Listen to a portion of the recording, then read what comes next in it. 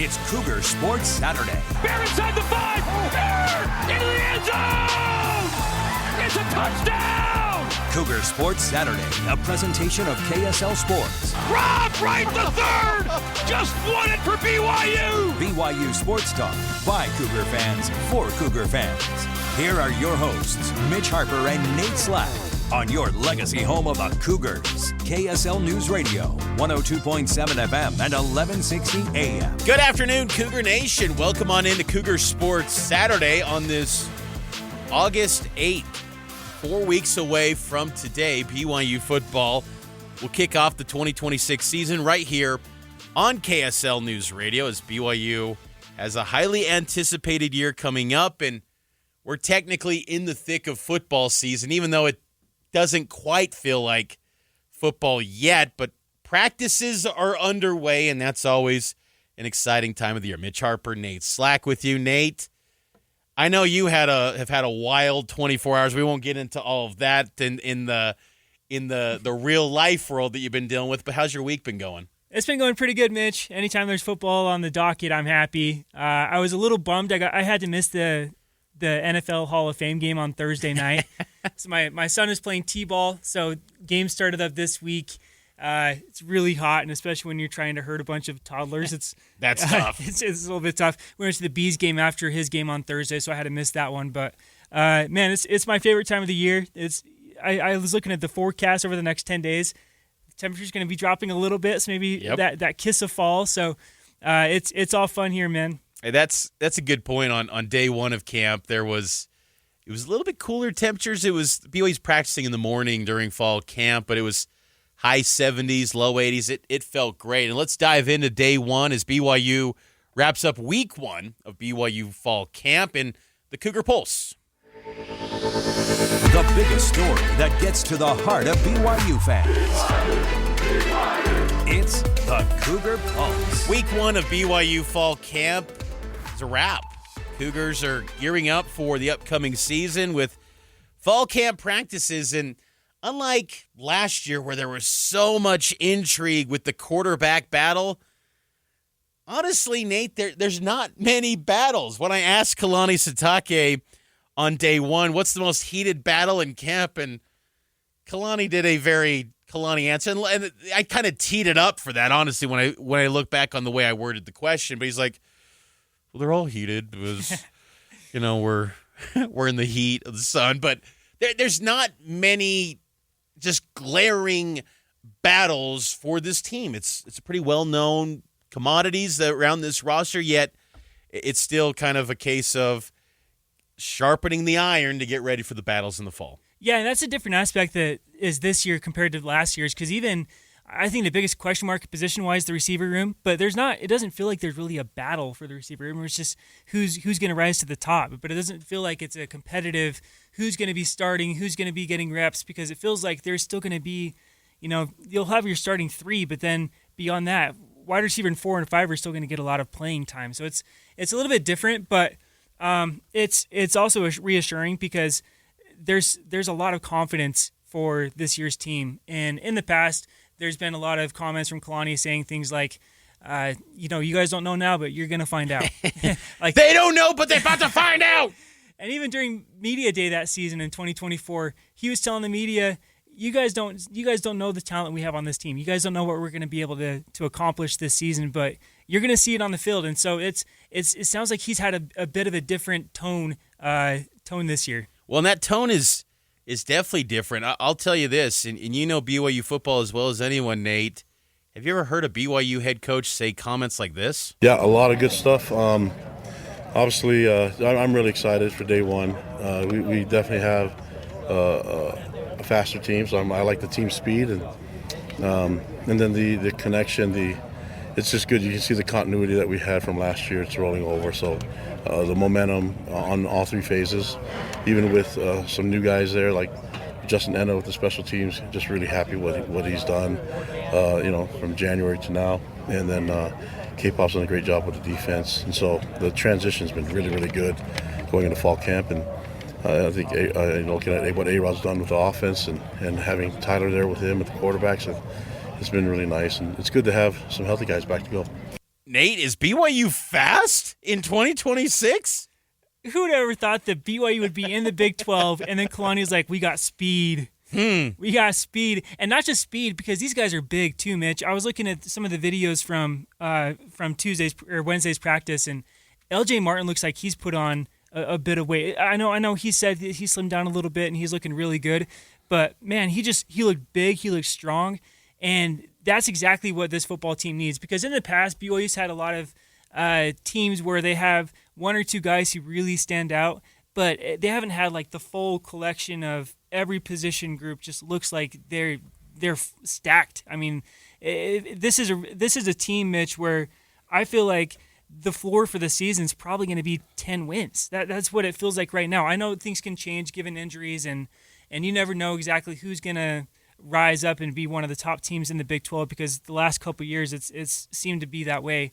But right now, it feels like BYU, you got to take Kalani at his word. BYU is a speedy team. They're fast, but they're also big. They're strong. They're a confident bunch, and I think that's going to have a lot of the good things to bode for this year. Well, I was thinking about who would be those fastest guys on the team. Evan Johnson, probably at the top of the list, starting cornerback for the Cougars, first team All Big 12 preseason selection, next to Bryce Pollock at Texas Tech, one of the best cornerbacks in the Big 12 this year. I think he's one, if not the fastest guy. You've got Kevin Doe, another cornerback. He's a speedster.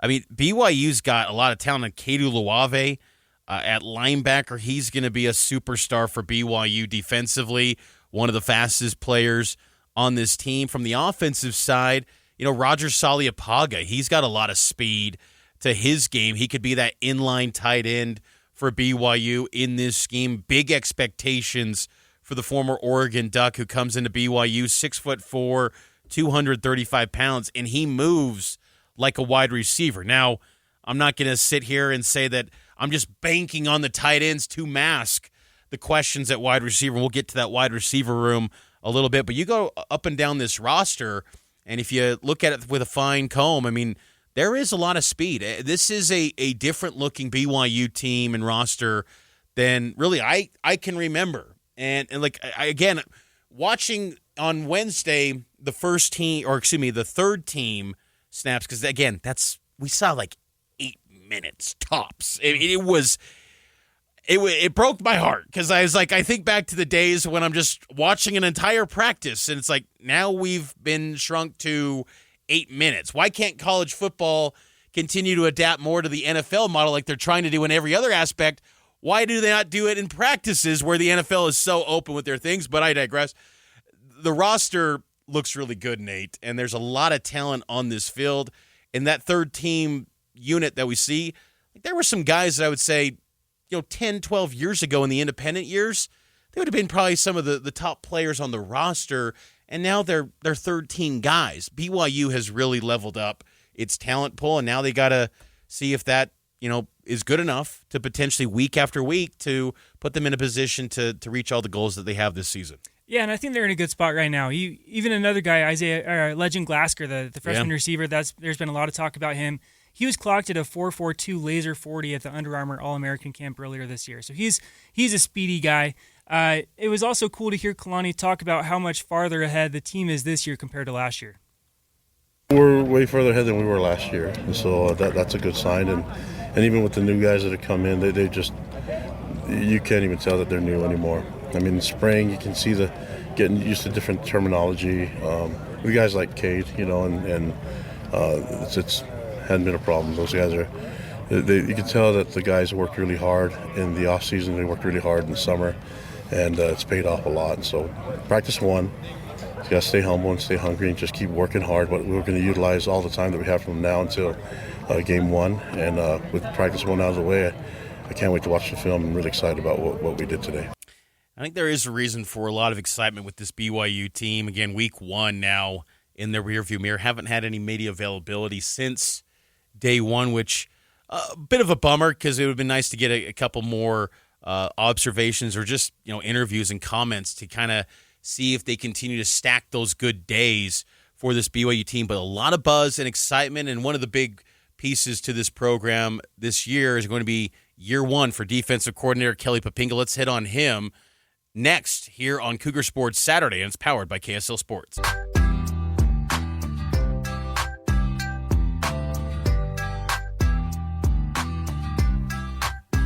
Welcome back into Cougar Sports Saturday, 12:22 KSL time down here in downtown Salt Lake City.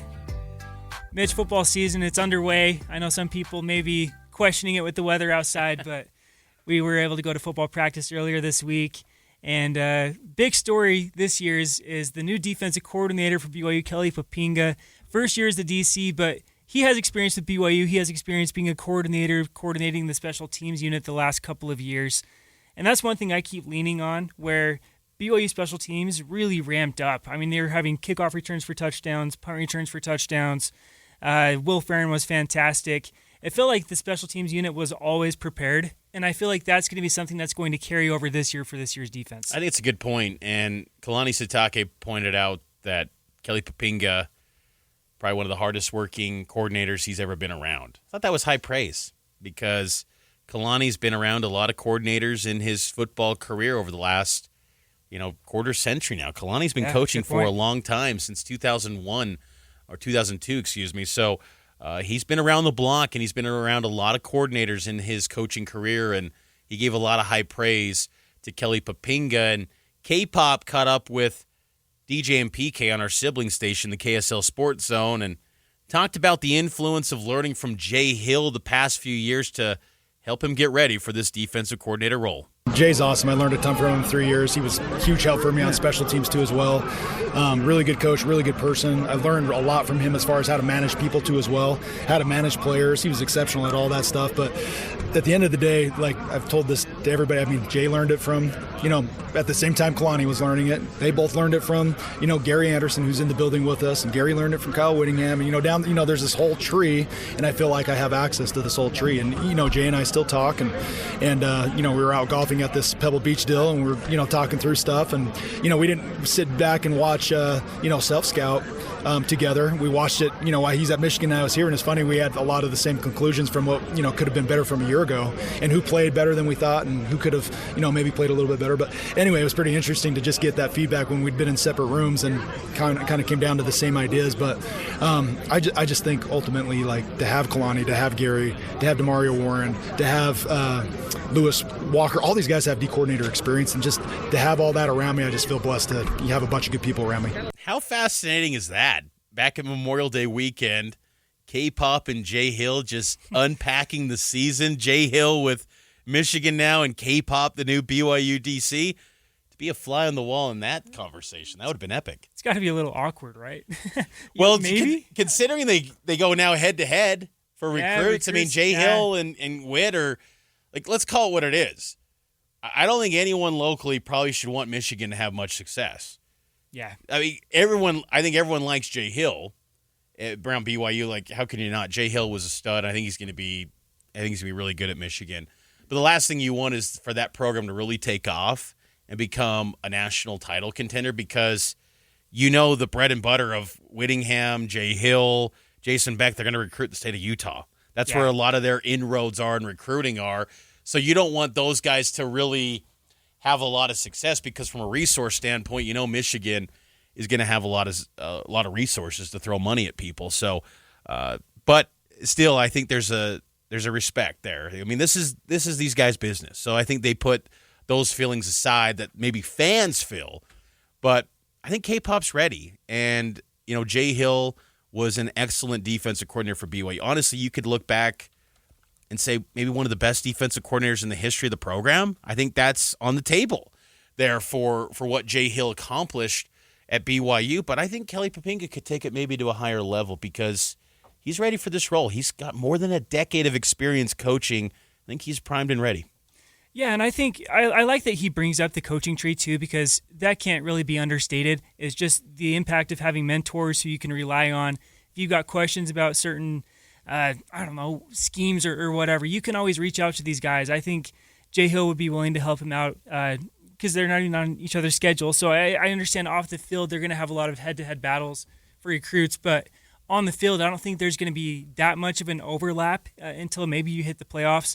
But he's also got connections with, like, Bronco Mendenhall. Like Bronco Mendenhall's a defensive genius. He's been in the industry for a long time as well. When he was at Boise State, he also had at Andy Avalos. So he's been around the country quite a bit, and I think that really bodes well for him because you'll hear conversations about Morgan Scalley, for example, who was at Utah for 20 years. I think there's benefits to being at the same school for that long, but at the same time, you don't have the same connections you do nationally.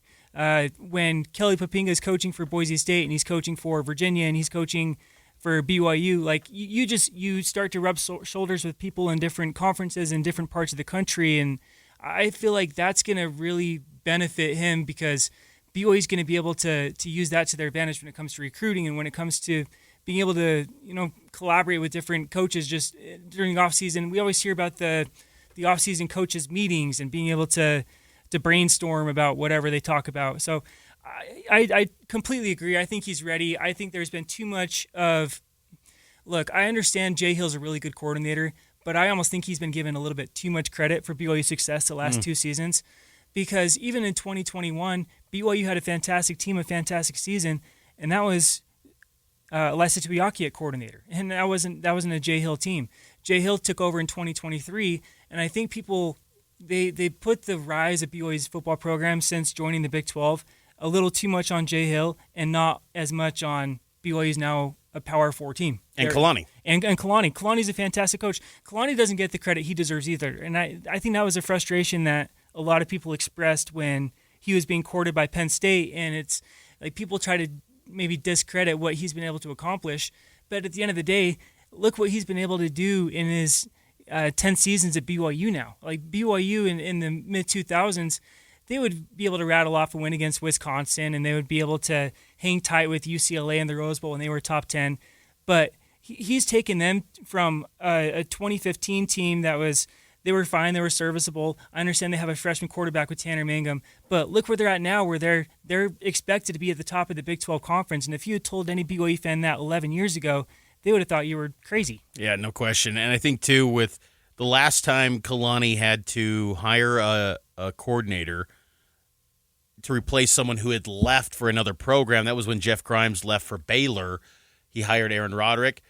A-Rod, it's sometimes been mixed results, but I think A-Rod has also put together some really good offenses and some good quarterback play that's got BYU in this position as well. Could they level up again with the defense? I'm very excited for Kelly Poppinga. And to your point, he will be prepared. And I think he has that nice balance of being able to be a coach that can connect with players, get them to play super hard for him, but also buy into the scheme, buy into the vision, and play for something greater than oneself. So I think Kelly Poppinga is going to do a really good job for BYU. Let's take a break. We'll get to possible conference realignment. Yeah, we'll hit on that next. Baby. Let's go. It's Cougar Sports Saturday. Bear inside the 5. Bear into the end zone. It's a touchdown. Cougar Sports Saturday, a presentation of KSL Sports. Rob Wright the third. Just won it for BYU. BYU Sports Talk by Cougar fans for Cougar fans. Here are your hosts, Mitch Harper and Nate Slack, on your legacy home of the Cougars. KSL News Radio, 102.7 FM and 1160 AM. Welcome back to Cougar Sports Saturday. Hopefully all of you are having a fantastic weekend, however and wherever you're listening. We appreciate you for tuning in to the show, whether live on KSL News Radio, KSL News Radio app, KSL Sports app, or on podcast on demand. Appreciate you. You can get Cougar Sports Saturday wherever you get your podcasts. Let's dive into an interesting headline in the world of college sports with the coverage check. Every week, the takes get louder. Some stories get too much hype. Others fly under the radar. So, let's clear it up. It's time for a coverage check on Cougar Sports Saturday. We've hit on the Protect College Sports Act quite a bit here on the program. And last night there was a lot of movement on that, and we'll give you an update here shortly on that. But before there was some kind of pause to the Protect College Sports Act, there was a fascinating tweet from Ross Dellinger, who he's a college sports reporter for Yahoo. And I got to say, I think he likes courtrooms and politics sometimes more than actual football games. Like, this man loves a good political story. And more power to him. He does a fine job covering this beat.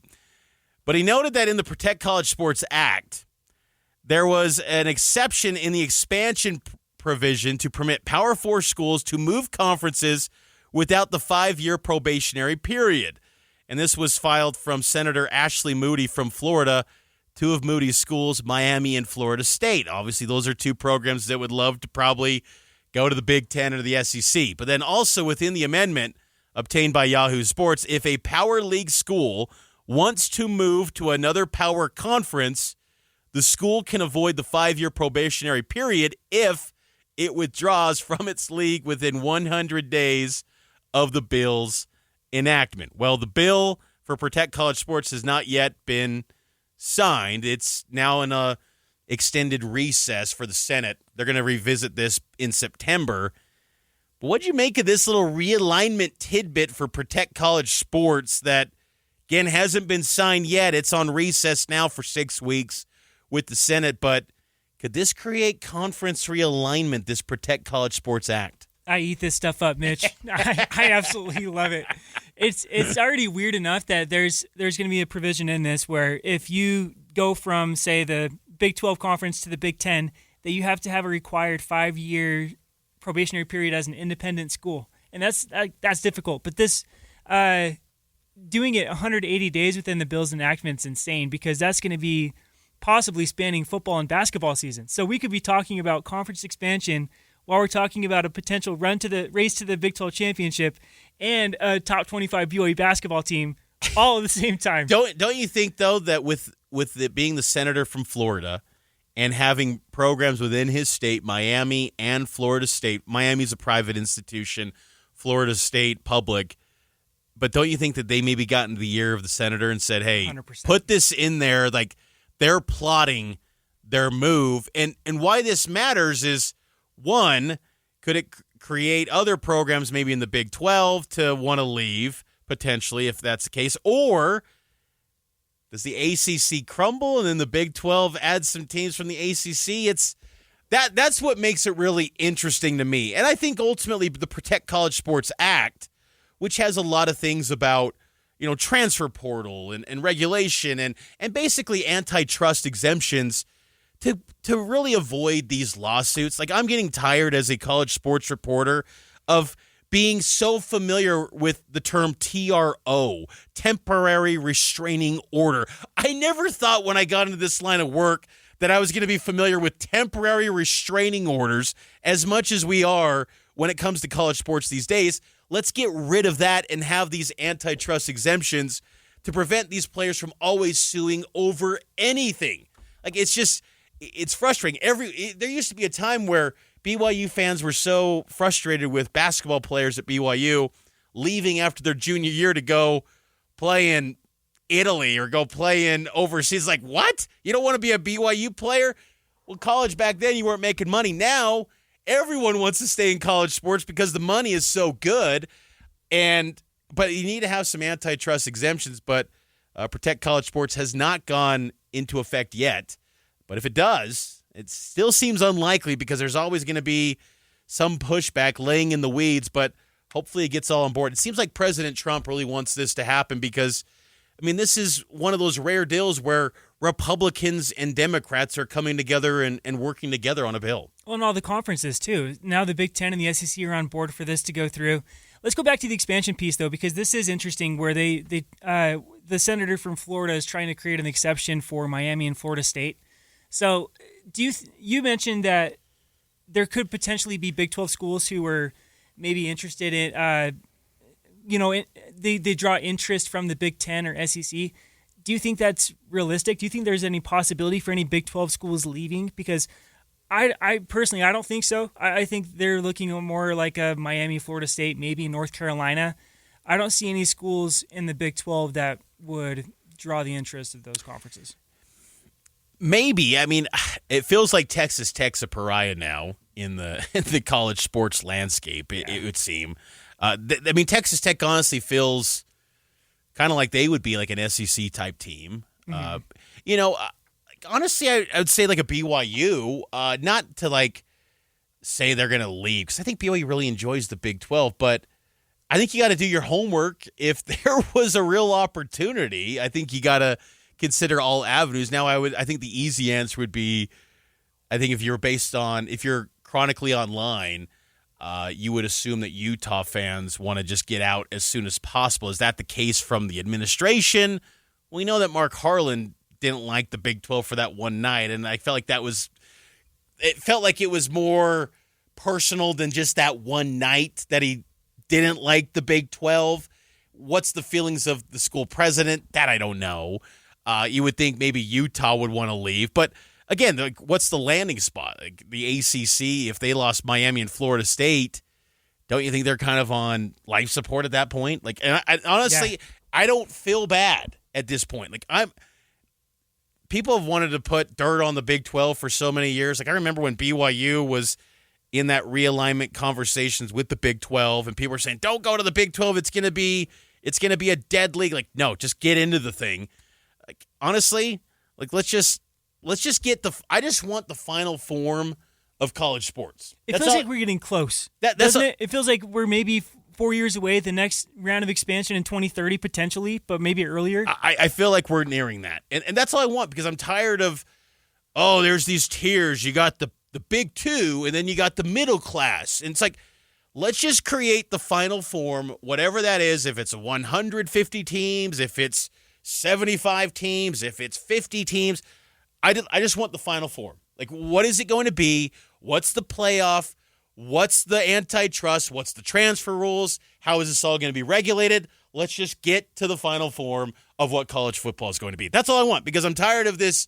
Well, going into this season, the Big 12's already at a disadvantage because strength of schedule says everyone in the SEC's got a top 20 strength of schedule before toe meets leather. And you just go, what are we doing here? Like, BYU's already up against it from the metric standpoint because of these predetermined strength of schedule numbers and metrics, and they're already fighting an uphill battle before a game has even been played. So that's just kind of where I'm at, and I think that I will say that that's where I think the Big 12 is. I believe Brett Yormark will be pretty proactive on this front. Like he's had some moments recently where you go, the monster stuff, not that great. Some of these deals, pro day, some of these events have just been duds. But I'd like to think from a media rights, from a conference realignment standpoint, that's where I think he's going to be on top of it. And ultimately, that's what matters probably the most. So I think the Big 12 is a great setup for BYU, but I think you always got to keep your options open if there's some potential movement somewhere. You got to be ahead of the curve and be on this. And look, Protect College Sports might not go into effect. We might be in the same situation that we're currently in, and we wait until 2031, and there's more lawsuits, and guys are trying to play at the age of 28. I don't know, but hopefully we see some movement. And look, I'm all here for it to get closer to what the final form of what college football is going to be. Yeah, I agree with everything you said, and even this past week we kind of saw not really a shot taken at BYU and Texas Tech, but with the coaches poll that came out, and look, the coaches poll basically means nothing. I think the AP poll carries a little bit more weight, but the coaches poll, BYU's number 15, and I think Texas Tech were they 11 or 12? Yeah, they were 12. So both teams outside the top 10, despite returning a bunch of talent, they're both going to be really good teams this year, but it feels like the Big 12 is already being positioned in a spot where it's probably going to be another one-bid league, unless maybe BYU or Utah or Texas Tech can run the table up until the conference championship game. But, I mean, that sounds like you're asking for a lot at that point. Let's hit on that next. Let's take a quick break. Let's hit on that coaches poll and go into that coming up on the other side, because it is noteworthy what these preseason rankings do say about a team. And as we've seen in the past, sometimes the preseason branding of a team can play a big role in what the final outcome becomes. Let's hit on that next here on Cougar Sports Saturday, and it's powered by KSL Sports.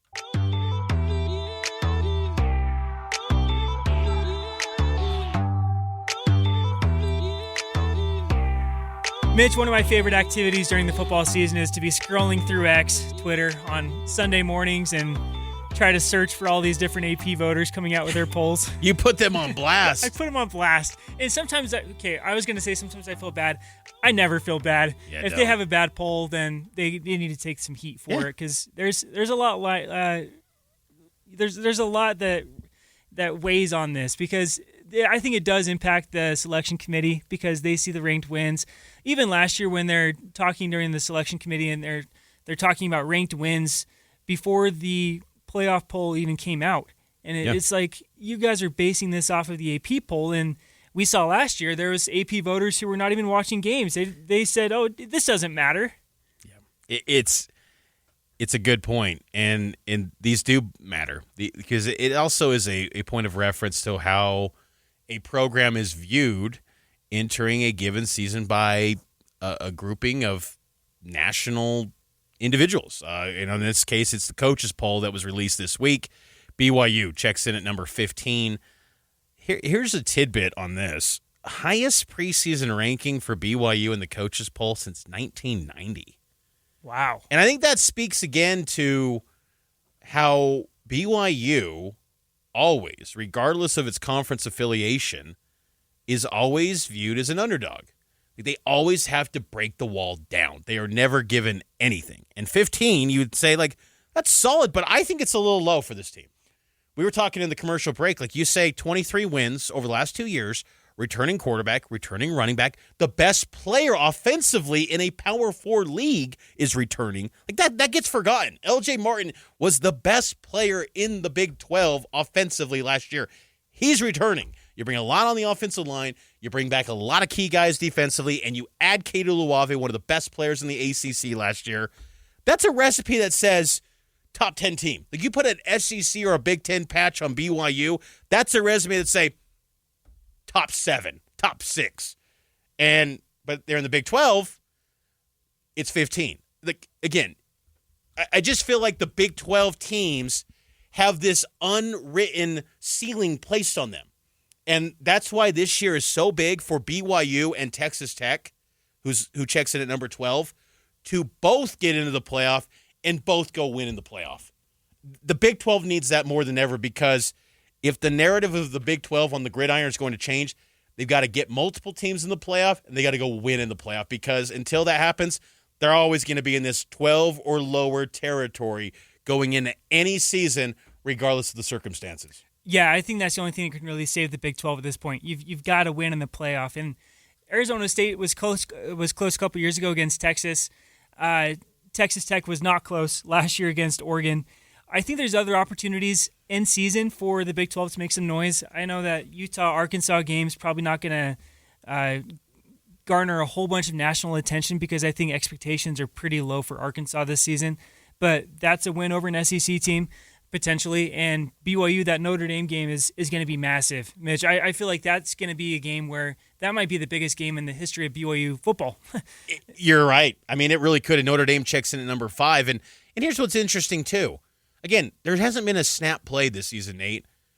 The reigning national champions, Indiana Hoosiers, who were perfect at 16-0 last year, they're at 6. Like, why? Why would you not say, with Cignetti back, they get Josh Hoover at quarterback? I know there's some changes, but they still got a lot of talent. Why are they at 6? Why wouldn't you put them at 3? The only thing I can point to is, like, they're not a traditional power. The top 5 in this is Ohio State. They're going to be stacked. They're always good. Ohio State's always been good. Oregon at 2, Georgia at 3, Texas at 4, Notre Dame at 5. Like, Notre Dame, like, their 2 toughest opponents, they lost last year. They lost to Miami and Texas A&M, the 2 teams that they faced that were in the playoff. Last year, they lost to both of those teams, yet top 5. and the rest of their schedule last year was just dreadful. Like, Notre Dame has basically the same accomplishments last year, because, again, this poll is based off last year pretty much. Why is BYU not where Notre Dame's at?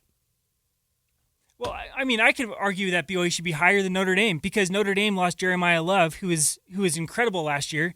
And look, I know they got some good additions in the portal, but at the end of the day, it's still replacing star talent. So this is rounding out the top 10 too. It's number 6 Indiana, number 7 Miami. They lost the national championship. 8 Texas A&M, 9 Oklahoma, 10 Ole Miss, And then you got to mix in Alabama at 11, Mitch. What are your thoughts on Alabama at 11? I just disagree with that completely. And the thing is, like, Alabama doesn't know who their quarterback's going to be. Yeah. And Alabama, like, they got talent. They always do. And like, I think Kalen DeBoer's a really good coach. I think he gets taken for granted at Alabama. Like, following Nick Saban, I think Kalen DeBoer should have left for Michigan, personally. I think, and no one would have faulted him for getting out of Tuscaloosa and dipping.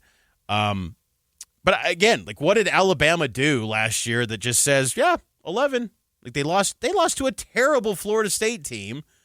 They lost their first playoff game, or they beat Oklahoma in the playoff, and then they got hammered by Indiana, just crushed.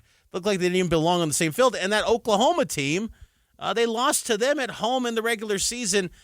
Again, and I think then you point to, people say, well, the SEC is just deeper. It's got more talent. Well, what is that based off of? Recruiting rankings? Strength of schedule. I mean, again, like, it's all subjective.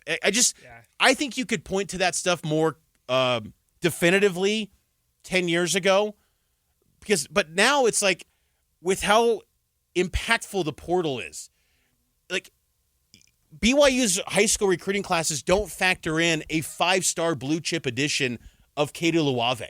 Like, Kedu Luave was the best transfer portal linebacker, and he gets added to BYU, a winning program. You can't measure that in recruiting rankings because portal rankings are kind of, I think that's still kind of being fine-tuned. The concept of 5-star transfer, 3-star transfer, like, transfers have leveled the playing field. I mean, Texas Tech was case in point of that. But Texas Tech, because they got blanked in the playoff, I think that plays a big role in these rankings this year. The fact that Texas Tech got shut out against Oregon, no one wants to acknowledge how Texas Tech's defense was going blow for blow and doing everything possible to give them a chance to win that game. But the Big 12's got to get into the playoff, 2 teams, and they got to go win. It's as simple as that. And even if it's just one team, and that's probably what it ends up being. But if they get, just one team, they got to go win in that playoff to really rewrite the narrative, because this is what it's going to be every year. And that's got to change. But BYU starts the season at number 15 this year in the preseason coaches poll. Let's take a break. We'll get to more Cougar Sports Saturday around the corner here on KSL.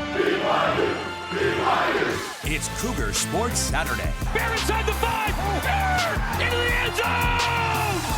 It's a touchdown. Cougar Sports Saturday, a presentation of KSL Sports. Rob Wright the third just won it for BYU. BYU Sports Talk by Cougar fans for Cougar fans.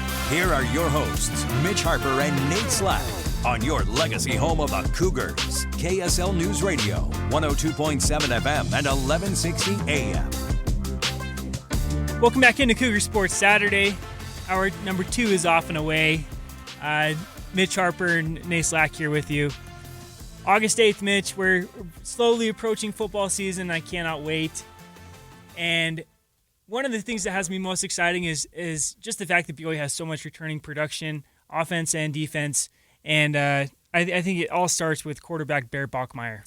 That it does. 6'2", 240 pounds. He, was playing at around 250. Aaron Roderick said this week, which very interesting. So he shed a little bit of weight, looks good. He got the haircut again. I will say, I'm a little sad that he once again got the haircut as he did last year in fall camp.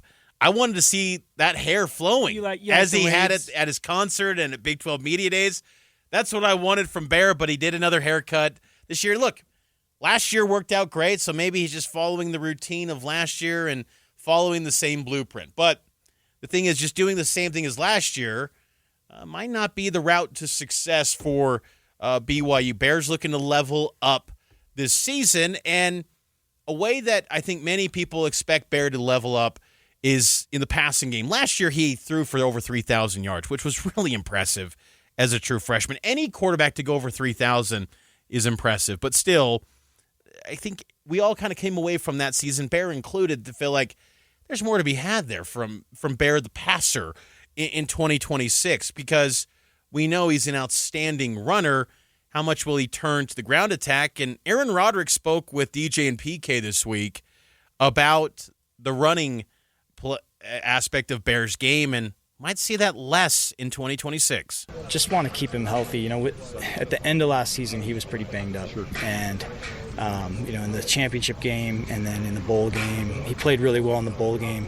But that bowl game was kind of more like the formula we want to play with this year, where we ran him a little less, threw it a little more, and we didn't have LJ in that game. So if we can kind of have that type of formula, but we're still handing the ball 20 times to LJ, I think that's going to be a formula for success. Last year, Nate, Bear had, for his rushing totals, 147 carries, 527 yards on the ground, 11 touchdowns. You go to that bowl game that Aaron Roderick referenced, he had 1 rush, 0 yards. Do you buy that will materialize where he basically is not running as much, if at all, this season? I'm going to say yes, and I say that because I think as long as BYU has available running backs in the room, I think yes. Because LJ Martin was banged up at the end of the season, obviously didn't play in that Pop-Tarts Bowl, as mentioned. But beyond him, I mean, there wasn't many guys last year. Javessa DeMooney had a few good reps. Preston Rex had some run. Sione Moa, I think, could have done a lot last year, but he was gone basically the entire season. And so assuming that those guys can stay healthy, you don't want Bear to run the ball 147 times in a season just because of what happens in the Texas Tech game in the Big 12 Championship. I'm looking back at that drive, that first drive of the Big 12 Championship game against Texas Tech. 14 plays, 90 yards, took 6:50 off the clock. That was probably BYU's best drive of the entire season, but Barrow's already banged up. He bangs up his ankle, and then he wasn't the same the rest of that game. So you definitely want him to rely more on his arm, and I think people might think that's going to be kind of dependent on the receivers. I think it's more dependent on the running backs. As long as LJ can stay healthy, I think you're just fine. But beyond LJ, you don't want LJ to be toting the rock, 30 or 40 times a game anyway. So you want to have other guys back there. Don't you think, though? I mean, Bear is an outstanding runner. He's a great runner. I just feel like he's a former linebacker. He's a former fullback. Like he's wired to take off and run. I think that A-Rod absolutely will not design many just specific quarterback runs, but I wonder if there's going to be times where Bear's just like, I gotta go and run. And I think that's still A-Rod wants that too, but how often does he do that? Now avoid the 22 carries against Arizona type games. Yes, do not do that anymore, please. But 5 to 7 carries, I think that's still valuable because he's a guy that can pop off a big run. Yeah, I think it's all going to be situational. And look, Bear's a really smart guy. I think he understands the situation. I think his, just showing the last year, it took him until game 5 to throw his first interception. He's a really smart player. He understands the situations. If BYU's in a 3rd and 7 and he makes contact with the defender at the 5-yard mark, he's going to put down his shoulder and make that extra 2-yard gain for the first down.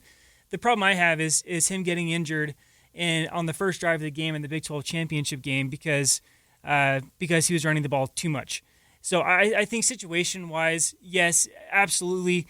Even if it's a first down and he's dropping back and there's nobody there, yeah, tuck the ball and run. But maybe we see a few more slides this year and running out of bounds. And I think that's one thing that last year he just didn't do a great job of. He took a lot of big shots, and that's not something that's sustainable. And even with the big body, playing at 250 last year, I don't know how that's going to change it this year if he's playing at 220, 230, because I think he'll be a little quicker on his feet, but at the same time, he might not have that same durability if he doesn't have that as much weight. I think it's just him being smarter, understanding when to take off and run, and then how to end those runs as well, just making sure you're not taking excessive hits. That bowl game that Aaron Roderick noted, the Pop-Tarts Bowl, against Georgia Tech through the air, Bear was 27 of 38, 325 passing yards, 71% completion rate, 1 TD, 1 INT. You have those type of passing numbers, Cougar fans are going to love that. I think I really wonder if Bear can replicate those type of numbers consistently week after week. I think he's got it in him. I do think there's going to be a step up in the passing department, and we could see, even a few more 300-yard games from Bear. Last year he had 3. He had West Virginia 351, Iowa State 307, which was a game pretty much without LJ. So the 2 games in particular where LJ was pretty much out, MIA, he goes off for 300. So I think that's exciting too about this season. Yeah, and I think he's going to have more safety nets as well. So I think LJ is going to play a bigger role in the passing game this year. And then I think the 2 tight ends too, because Carson Ryan was awesome last year, especially towards the back half of the year. But having both Roger Saliapaga and Walker Lyons and LJ Martin, those are 3 guys I think you'll be able to rely on quite a bit. So maybe when the pocket does start to collapse, he doesn't have to maybe try to make a play with his legs. He'll be able to dump the ball off to a tight end who I think will have a big impact on the season this year. After Bear Bachmeier, there's questions at that backup quarterback spot. Here's A-Rod on the backup QB situation. If we played today, Trayson Bourget would be number 2. He's doing a really good job. He knows our offense well. I have a lot of confidence in him. And then Enoch Watson, though, is right on his heels. That guy is talented. He's got really, really high ceiling, and he is learning the offense and handling it really well. Like he's done a great job. So a lot of confidence in him too. If we played today, it'd probably be Trayson, but we're still working our way through that. And BYU's QB2 is BYU fans' favorite fall camp reporter, Trayson Bourget today. Every day on X, he's been posting his standouts from day 1, day 2, day 3, day 4, and today, just about 40 minutes ago, he writes, my day 4 fall camp standouts. Offense, Kyle Safarachuk. Physical, athletic, and plays with a nasty edge. Has all the tools to dominate up front. Defense, Braxton Lindsey. Kid just scratching the surface, relentless motor with the speed and strength to make an immediate impact. So Cougar Nation, because he's the fall camp update guy, they want him as QB2, and A-Rod is saying as of now that Trayson is that QB2.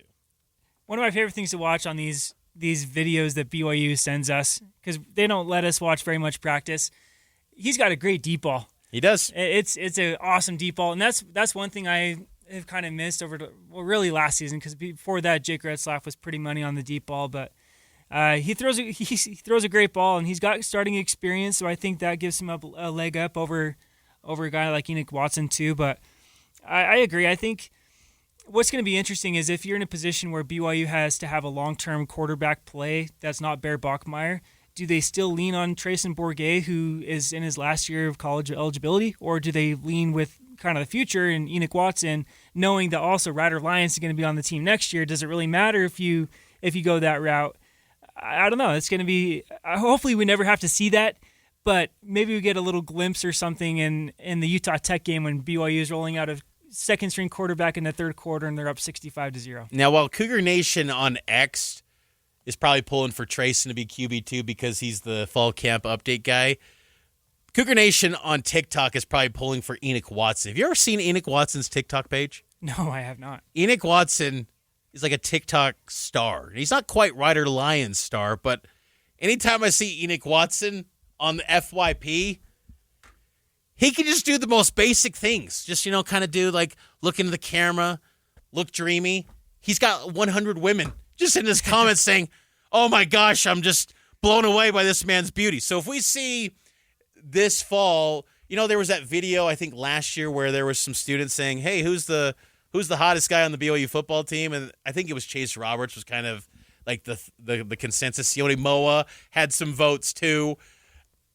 I have a feeling Enoch Watson's probably going to be that guy. Him and Pearson Watson, his brother, are those dudes on BYU football this year. I'm just saying, I'm not looking at that, but I keep tabs of all things BYU, and Enoch Watson's that dude. He's holding it down. But I think Enoch, though, from a talent perspective, he is really exciting. I think he is someone that's going to be really good, and I hope that he continues to progress. I'll be curious to see how this continues to develop that backup quarterback spot.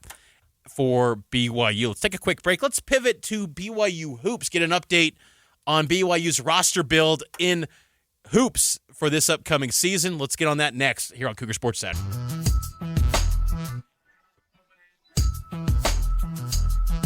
It's been a little bit, Mitch, but BYU basketball officially announced the signing of the Polish big Jakub Urbaniak, and I still think people are waiting to hear what other names are announced for this basketball roster. It's kind of crazy that we're already in August, and there still feels like there's quite a few openings on the roster. Is this super niche of me, but when Jakub Urbaniak signed, I fired up some Little Yachty. Yeah, I like it. Do you know what I'm talking about? Yes. I took a walk to Poland. Again, the BYU didn't take the walk. They didn't take that, but they got a center from Poland. Jakub Urbaniak, here's a quote from Kevin Young, a written statement on Jakub. We're excited to add Jakub to our team. Maybe it's Jacob? I'm thinking Jakub We got to Pertl. figure that out. Jakub. Like, Yegor's just kind of scarred me. Yeah, it's like we never know what we're actually pronouncing. Yegor Demin. And then with the Brooklyn Nets, Yegor Dioman. And I still always point to that Memorial Day when BYU got him, that Memorial Day weekend. We're out in Stansbury, and we were saying it on the air, and Matt Biamonte, who's going to be joining us around 2 p.m., he's like laughing at me. It's like, Mitch, it's not Dioman. I'm like, I had someone who served a mission in Russia said it's Dioman. And then Yegor's like, how to pronounce my name? Demin. Anyway. Yeah, we asked him point blank. He said it point blank, like, how to pronounce your name? Demin. Okay, I was completely wrong. I sounded like an idiot. And then he gets to the NBA, and it's Dioman. Anyway, Kevin Young says, we are excited to add Jakub to our team. He brings size, skill, athleticism, and experience. All things we were looking to add. He will fit in well with the way we want to play because of his versatility on both ends of the floor. We love his motor and competitiveness. We look forward to getting him on campus. That's also noteworthy, too. BYU just wrapped up summer practices, kind of a little bit of a break before fall semester begins at the end of the month, early September. And then training camp for the season typically begins at the end of September. So it sounds crazy, but we're not far off from BYU basketball season 2. No, I think it said the BYU basketball account on Instagram yesterday, I believe said 10 Fridays away from the opening exhibition. Yeah, against Nebraska. So we're right there. It's 2 months away, Mitch. It really is. And that's where, again, the search for another big ramps up. And Jackson Kohler, all eyes are going to be on him. BYU, Kentucky, Kansas are in the mix. But the interesting thing with Jackson Kohler, yes, there is an injunction to allow individuals like Jackson Kohler to play a fifth year in college basketball or college sports in general. The problem is, though, the injunction did not create any changes to the NCAA bylaws of when athletes can enter the transfer portal. And Kohler, who had what he thought at the time in April, his eligibility expire, he's getting ready for the NBA. He didn't think to go into the portal. Well, he technically, by the NCAA rules, cannot go into the portal, and the NCAA is digging its heels in and saying, this is our rules. We're not going to loosen this and just make it a free-for-all. So if Jackson Kohler gets an injunction to be allowed to go into the portal, then he can move, and it's fair game, and all systems go. But technically right now, he can't even go into the portal to go to Kentucky or go to BYU. It's just there can be talks, but really he can't even enter his name into the portal. And why that's of note is because if he's not in the portal, then he would become what is a ghost transfer now, which is someone being added to a roster that never entered the portal during the appropriate time. And then the school that adds a ghost transfer could have the head coach suspended for up to 50% of the season by the NCAA and face a fine for its athletic department. If I was in the case of BYU and wanted to get Jackson Kohler, I would then just say, NCAA, we're going to sue you over this and get an injunction over that. But I don't think BYU's wanting to get into those waters. So there's still a lot of moving parts, but I think this 5-5 is kind of the best path forward to add another big potentially. Yeah, I think so too. And one thing that I've been kind of thinking about, and I want to get your thoughts on this too, is last year with Jared McGregor, he graduates. Everybody thinks his eligibility is expired, but then he entered the transfer portal. Like, is this something you think that players had an idea of months ago? I mean, it was just weird to see his name enter the transfer portal, and now I guess he's free game. He can go anywhere he wants. Well, there's been talks for a long time about maybe adding a 5th year, and I think some players just maybe thought it's not going to happen, but hey, why not? Just throw it out there. Like we saw down at Texas Tech. I don't know if you saw that news this week. The BYU killer from a few years ago, Darian Williams, he was at Texas Tech 2 years ago, gashed BYU in Provo, that number 5, transferred to NC State last year. After his senior season, he's getting ready for the pros. He just kind of threw his name into the portal just in case a 5th year opens up. He did that, and because he did that, and with this injunction, he was able to move, and now this week he's back at Texas Tech for a 5th year, and Texas Tech officially announced him. He's part of their program. That's where Jackson Kohler hasn't been able to land at a college program. It's that loophole of ghost transfers and portal entry. He needs an injunction on that. And again, this is where what we were talking about in hour 1, protect college sports. We're talking about injunctions needed to round out a roster. It's like, I'm kind of like, it is what it is. But I'll tell you what, if BYU got Jackson Kohler, I believe, Nate, BYU would be a preseason top 15 team. Yeah. I think they would be loaded. Yeah, because guard play, I mean, the only question mark is the big. If you get a guy like Jackson Kohler, probably top 15 team. He's one of the best rebounders in the game. I mean, in Power 4 level. He was outstanding in the Big Ten. Let's take a break. We'll get to more BYU football next. It's Cougar Sports Saturday. Bear inside the 5. Bear into the end zone. It's a touchdown. Cougar Sports Saturday, a presentation of KSL Sports. Rob Wright the third. Just won it for BYU. BYU Sports Talk by Cougar fans for Cougar fans. Here are your hosts, Mitch Harper and Nate Slack, on your legacy home of the Cougars. KSL News Radio, 102.7 FM and 1160 AM. Welcome back into Cougar Sports Saturday. KSL News Time, 1:35 p.m. here in Salt Lake City, Utah. Broadcast House, Mitch Harper and Nate Slack with you. Big storyline in fall camp this year for BYU is the wide receiver position. Chase Roberts, gone. He's with the Las Vegas Raiders. Parker Kingston, gone. He was arrested in February and then dismissed from the program. Now his case has been dismissed, but he is not on the roster.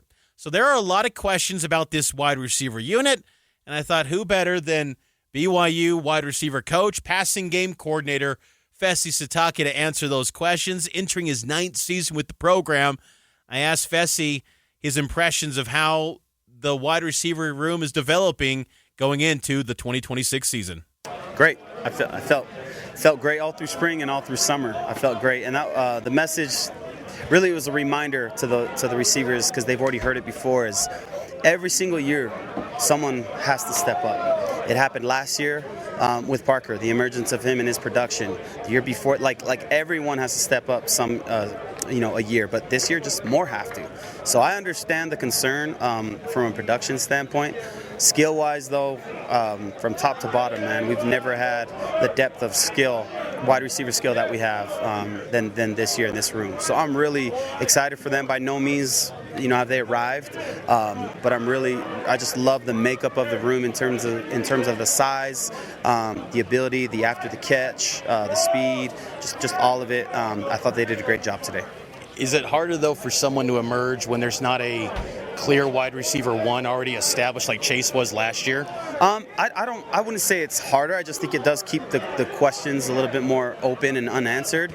I've had seasons here, will be my 9th, where maybe there wasn't a clear one and people had their opinions, and over time, through 2, 3, 4 games, that one emerged. And the production at the end of the year was the same as if they were predetermined as the number 1. So I wouldn't say it's harder. I just think there's just a little bit more unknown. Would you say JoJo might be that wide receiver one right now? I think he's naturally the easy one to start with, just because he has the most built-in reps here and the most time here. Done a great job.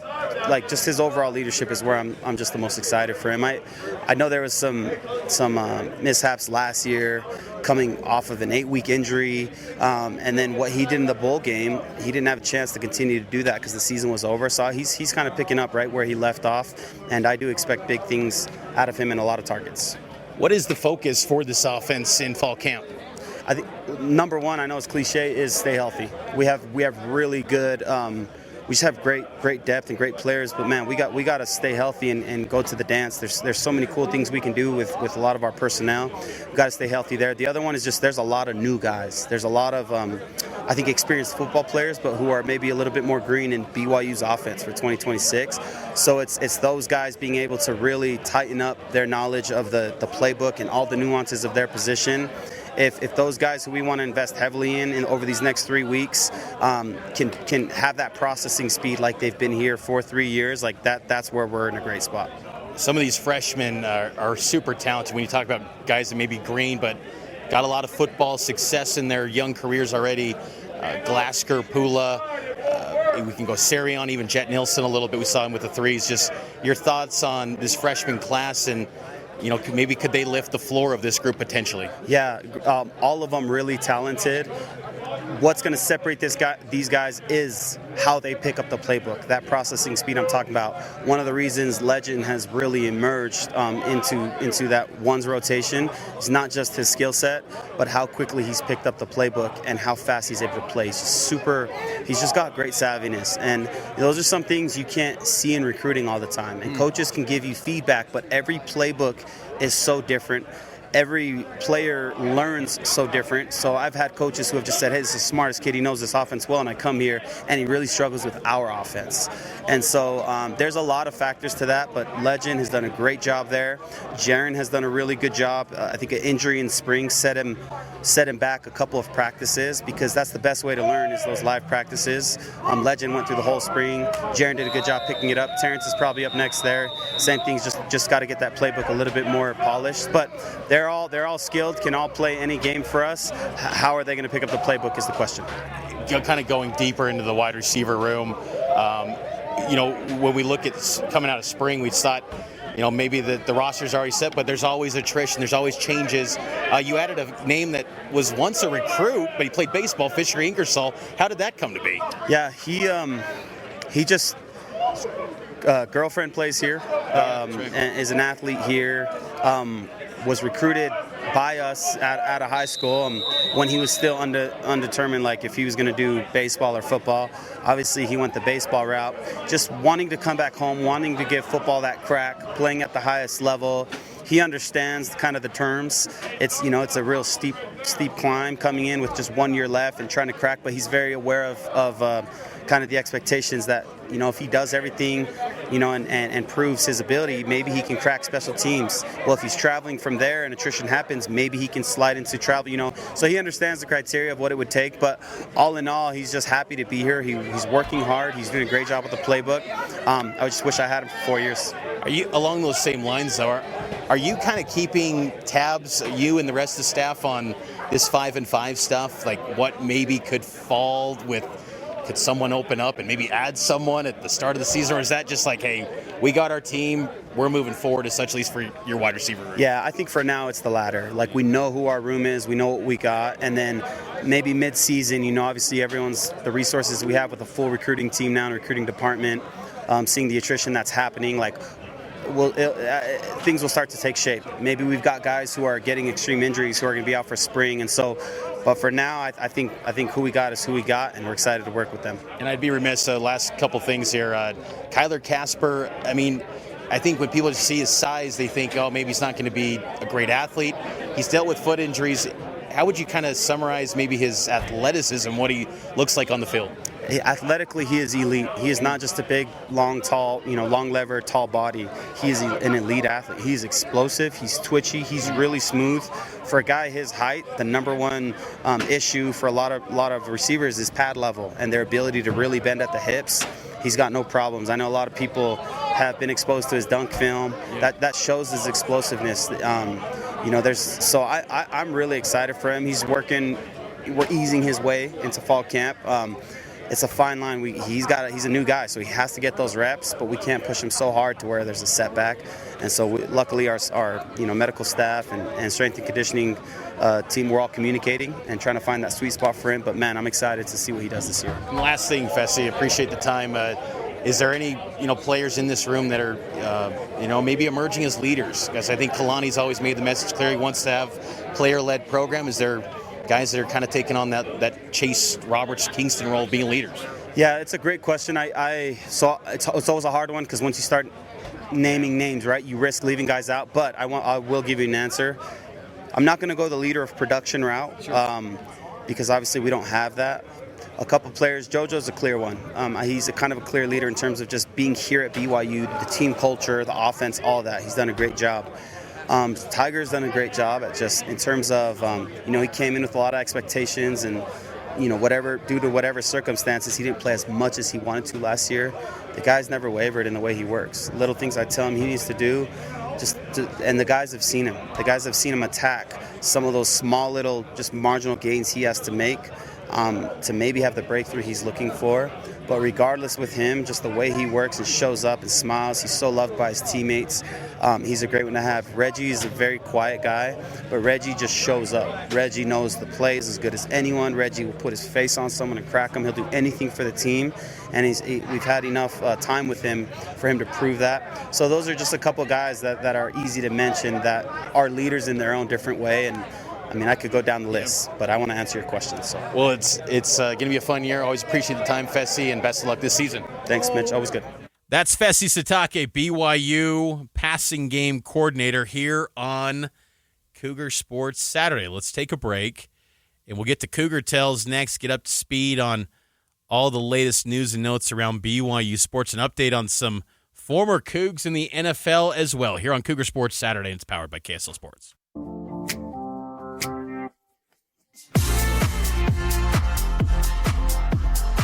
Cougar Sports Saturday here on KSL News Radio, August 8th. It's time now for Cougar Tales here on the program. Let's get you up to speed on all the BYU news you might have missed in Cougar Tales. I love Cougar Tales, Mitch. Maple, chocolate, strawberry. Give me all the Cougar Tales. Blueberry, I know you bought me a Cougar Tail. You bought me a blueberry Cougar Tail. I've got to admit, I didn't have it because I saw too many people with blue teeth, and I got a little spooked. It did do that. So I did not try that one, but I'm sure it tasted fine. Cougar Tales this week, Mitch. First, starting out with Keaton Slovis, former BYU quarterback, playing in the Hall of Fame game for on Thursday night for the Arizona Cardinals against the Carolina Panthers. He had a great performance, Mitch. He went 9 of 10, 106 yards. He threw for a touchdown. He kind of got overshadowed because it was such great quarterback play in that game. But it's crazy to think that after the way that his career ended at BYU in 2023, that he's still sticking around in the league and he had a good performance on Thursday. It's pretty cool. And Slovis is still hanging around and got an opportunity. And, the NFL, we've said this off the air and even on the air before too, but the way that they observe players and the criteria that they measure players, like, if you solely base it off his film at BYU, the production, the stats, and how that played out in 2023, you'd say, no way is he an NFL guy. Yeah. But the mechanics, the size, the height, the hand size, all those things factor in, and he did have moments in his collegiate career, even at BYU, where he put up some numbers, and at USC did a really good job early on in his career, but yeah, Slovis got talent. I hope he continues to hang around and just keep finding a way. Maybe get on a practice squad, continue to do that, or get on a 53-man roster here and there. And you're always a couple injuries away or an injury away if you're the backup to go in and be the guy. So I thought it was a solid performance from Slovis, and I was happy for him. Another former BYU player who was waived this week by the Las Vegas Raiders, which came at a weird time, I thought, because it came a day after he'd actually stripped and recovered a fumble against Chase Roberts. But he was waived by the Las Vegas Raiders. picked up by the Miami Dolphins. And so now 2 BYU safeties are in South Beach with Zane Anderson, who looks like he may be starting a safety for the Dolphins this year. How about that? Zane Anderson might be a starter in the NFL. That is so cool. Like, I will say, when I worked at another radio station here locally, the co-host I was with, we talked about Zane Anderson and how he could be an NFL guy one day because of his athleticism. Again, we were talking before the show. It's like, I don't think many Cougar fans would point to Zane Anderson being an all-timer in BYU football history. Really productive player, yes, but all-time guy, no. But we're now in year 6 of him in the NFL with the Chiefs, the Packers. He started 2 games already in his career, and he's going into year 6, and he's got a chance to be a starter for an NFL team. And look, Dolphins, I think they're kind of in the unspoken tanking thing that we see a lot in the NBA. You don't see it as much in the NFL. It really feels like it's front and center with the Dolphins. Like, they are tanking to get the number 1 pick for what should be one of the best draft classes potentially, at least we assume, for 2027 in the NFL. But Zane gets a chance to be a starter. And whether it is a long-term thing for the Dolphins, that he becomes a guy for them, at least he can have a chance to put out film and maybe get picked up by someone else. I just think it's so cool that he's there.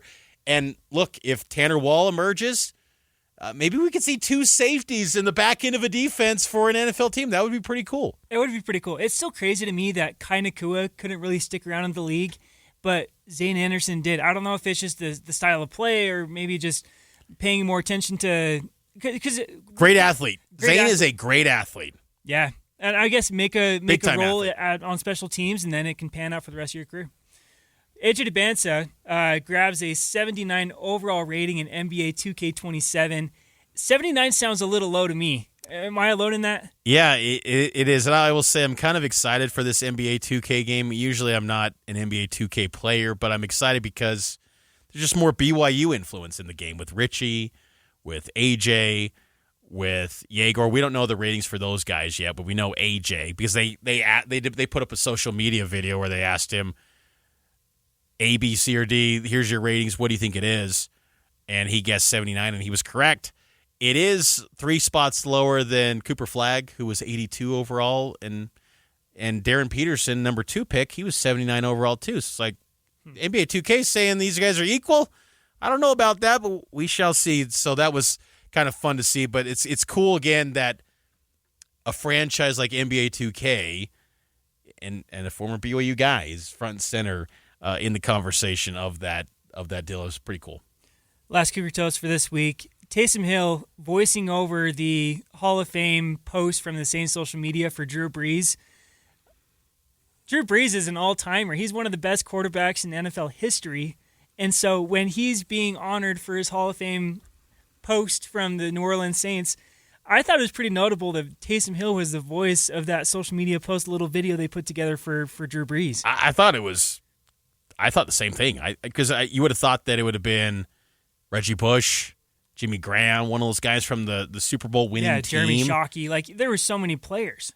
Someone from that Michael Thomas season when he won the Super Bowl, the Drew Brees, and his Taysom. I think that relationship between Taysom and Drew Brees was pretty real. And I think that'll probably be something that lasts for a long time. They got a real friendship there. And I just think it speaks to the character of Taysom Hill. Drew Brees has always been viewed as an upstanding individual as well. Just so cool that there's just that level of respect for someone like Taysom Hill, who, again, had aspirations to be a QB1 and morphed his career being willing to do whatever it took to help out the team and the franchise and being kind of the ultimate Swiss Army knife football player. And to get that respect from a legend like Drew Brees and to have someone like Taysom voicing that over, I think it just really cool. It speaks to how Taysom is viewed by legends like Drew Brees. I thought it was pretty neat. I've got a question for you because we got a couple minutes here. So Keaton Slovis, Tanner Wall, Zane Anderson, Taysom Hill. We talked about who NFL careers, all undrafted free agents from BYU. Are there players on this year's team who you think may not be drafted but could stick around in the league for a while? It's an interesting thought.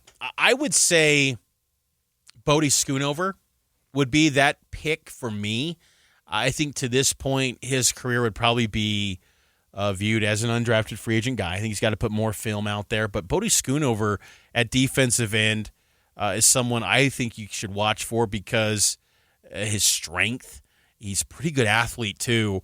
That's kind of been underrated because I think he gets, again, he hasn't played much yet at BYU. Like, he's going into his redshirt senior year, and this is the first real year where he is a starter. He's one of the top guys on the D-line. Last year it morphed into that, but it wasn't necessarily the expectation going into the season. So Schoonover would be my pick for someone that I wouldn't be surprised if he got undrafted and found a way to really bounce around the league a few years in the National Football League. So that would be my pick. Who would your guy be? I'm thinking maybe Javen Williams.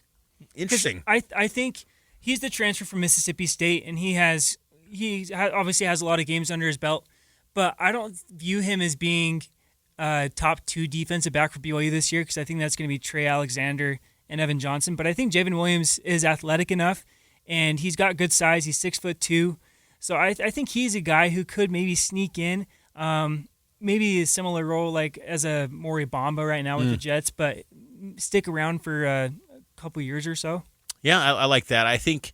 It's interesting. It's a lot of the guys right now for BYU. They've got. I feel like there's a lot of draftable grade guys on BYU, and that's an assumption on my part. But I think CBS Sports said that BYU could have as much as 10 players drafted. That sounds like a lot, but that feels like a little bit of a reach. I think that's pretty high, but I'm here for it. I think there are maybe in the next 2 cycles 10 guys. I will say that. I think in the next 2 draft classes, there could be 10 guys drafted from BYU. There's a lot of talent on this year's BYU football team. Let's take a break. Drafting the Y next here on Cougar Sports Saturday. It's Cougar Sports Saturday. Bear inside the 5. Bear into the end zone. It's a touchdown. Cougar Sports Saturday, a presentation of KSL Sports. Rob Wright the third. Just won it for BYU. BYU Sports Talk by Cougar fans for Cougar fans. Here are your hosts, Mitch Harper and Nate Slack, on your legacy home of the Cougars, KSL News Radio, 102.7 FM and 1160 AM. Welcome back into Cougar Sports Saturday. Hour number 3 is underway. Nate Slack and Mitch Harper here with you on this August 8th, 2:07 KSL time down here in downtown Salt Lake City. And Mitch, it's time for one of my favorite segments of the program, Drafting the Y. Mitch and Nate are drafting everything in the world of BYU sports. It's time for Drafting the Y on Cougar Sports Saturday. That's right. It's time for Drafting the Y, and every week we draft a certain topic in the world of BYU sports or fandom that centers around BYU sports. This week, the topic, we're going to give 4 picks. Go back and forth. I'll give a pick, then Nate, and then we'll have those 4 picks. This week's topic is a little bit of a fan-centric one. Best ways to speed up the final weeks before kickoff. Because it feels like, Nate, up to this point, it's a little bit mixed. Like, it takes a while, but it also goes by really fast. I feel like the month of August is the slowest time of the year. Now, Totally agree. 4 weeks until kick for BYU, 3 weeks until college football. Week 0 kicks off. We get TCU in North Carolina, so that'll be nice to actually get football. But 4 weeks until BYU gets it on. So you ready for this? Best ways to speed up the final weeks before kickoff. You ready? You got your list? Yeah, I love it. Let's do it. Got our big board. I'm going to go first with my pick. My number 1 overall, I think this one's pretty easy. Rewatch classic games. BYU fans have always been known to do this. Remember BYU TV used to have like a database. I think they still have it.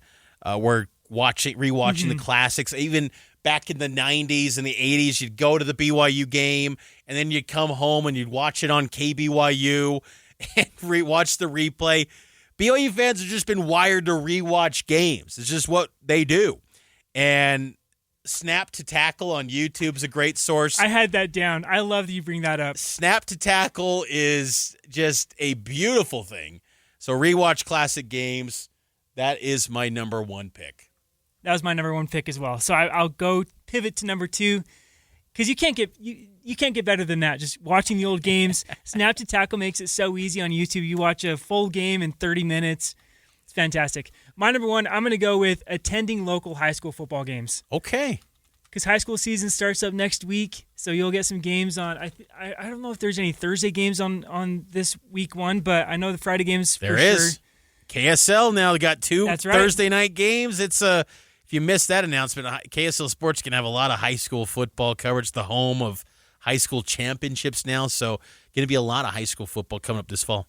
There's going to be a lot of high school for me in my future, Mitch. So I fully expect me to go to at least one game a week. But I encourage people to go out. It's fun. It's a different environment than like a BYU game, obviously, because it's a lot more smaller and hometown Philly. But high school football for me is something I always look forward to and kicking up next week. Yeah, that's a good pull. I'll admit, Nate, I didn't have that on my board.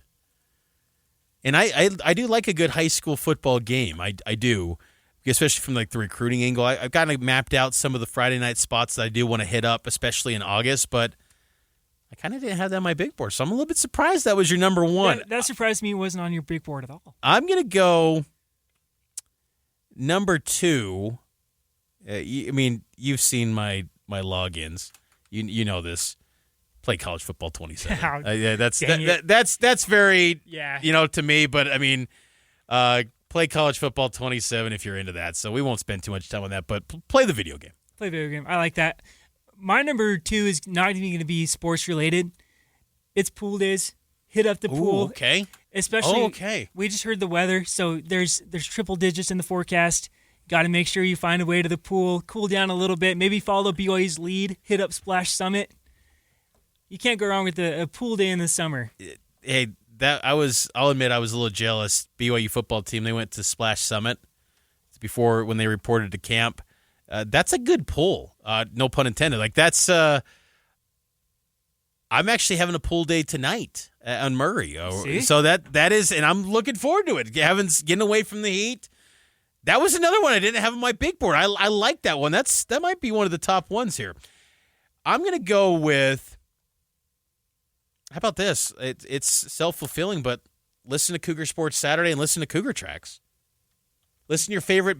Yeah. Sports podcast. Yeah, you got to stay up to date on everything and make sure you know all the personnel notes heading into the season. Yeah. So let's listen to your favorite football podcast. I'm going to go a little bit off the beaten path here, and I'm going to say a little weekend getaway. Whether you're going up to Park City, drive down to St. George, you'd even have a little staycation, do something with your family in the area. Just, your wife is going to be missing everybody, I think, when football season comes around because you've got some action on Tuesday nights, Thursday, Friday, Saturday. Sorry, honey, I can't do that. Toledo's playing Ball State. Do you really watch those? I watch them more than I probably should. Yeah, same here. Like if you got downtime, and it's a game on, yeah, I'm watching it. Like if I'm free, I'm watching it. Now it's not. Kids are asleep. You whip out some Mountain Dew. You're just going to town waiting for Saturday. Yes, I'm with you there. That's a good pick. So the weekend getaway. Do you have any this month? I don't have any this month, and I have a couple next month. What?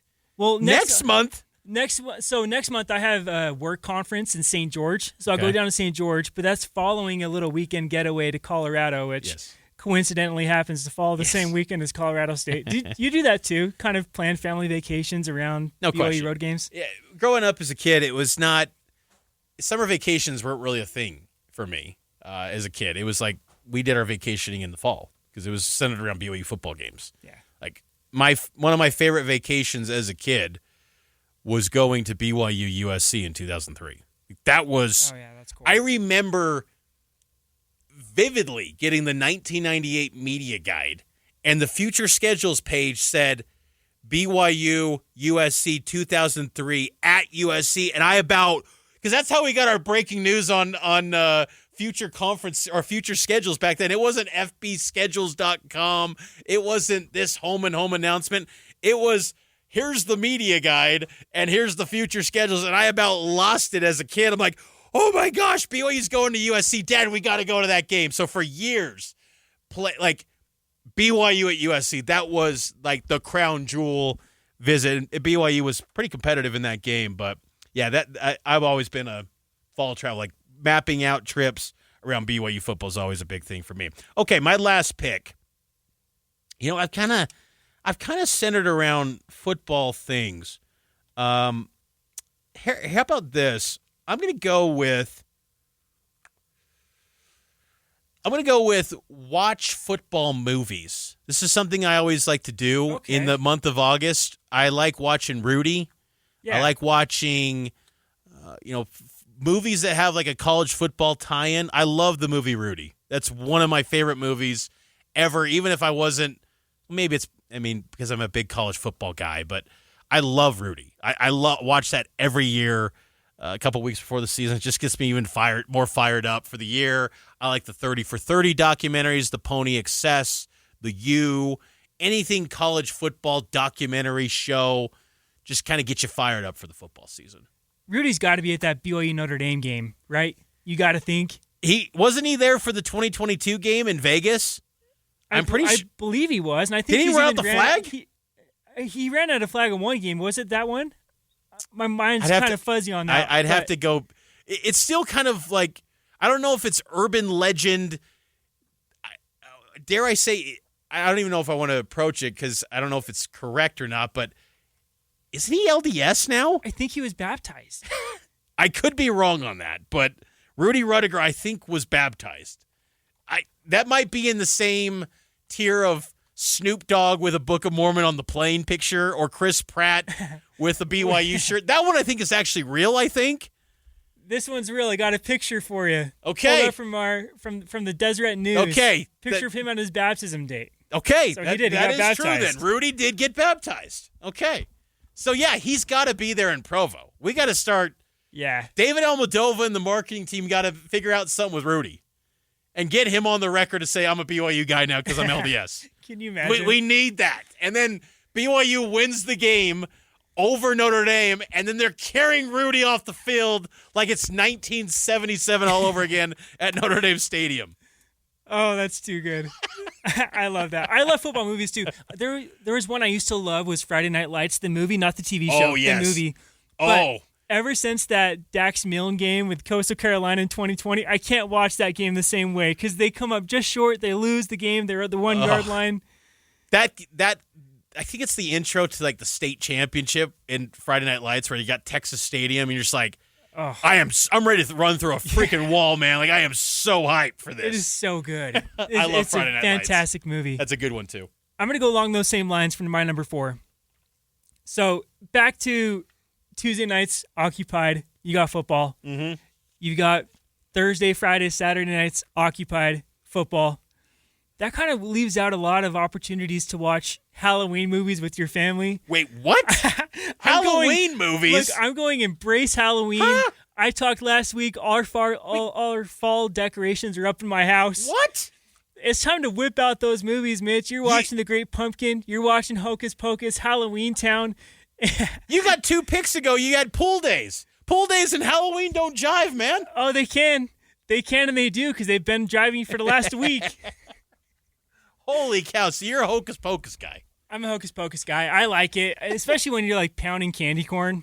You got the annual take from Nate. He loves candy corn. I always forget that. Candy corn is fantastic. I've recently learned about the Werther's original soft caramels there's like a cinnamon cream. There's a green apple.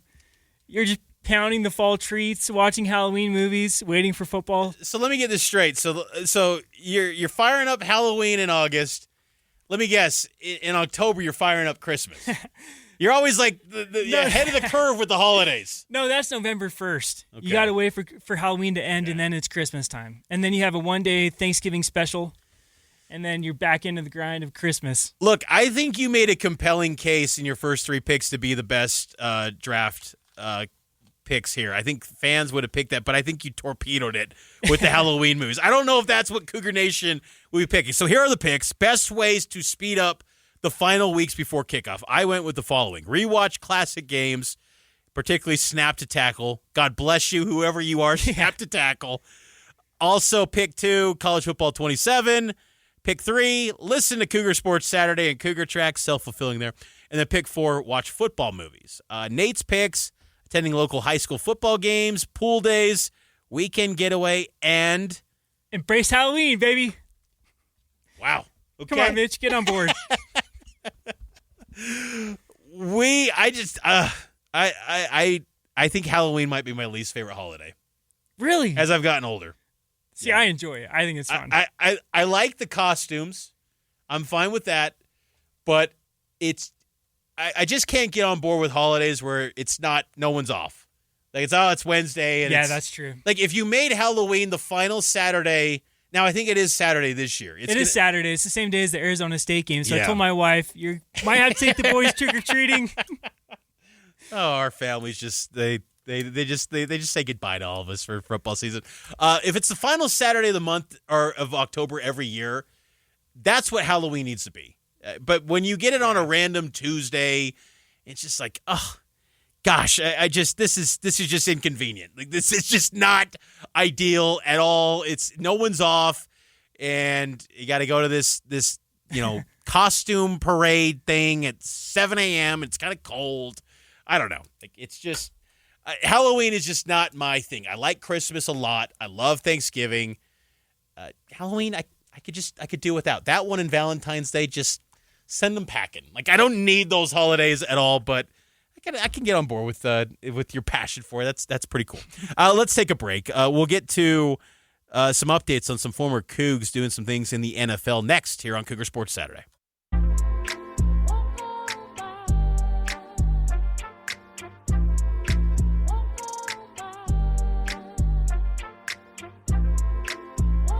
Welcome back into Cougar Sports Saturday.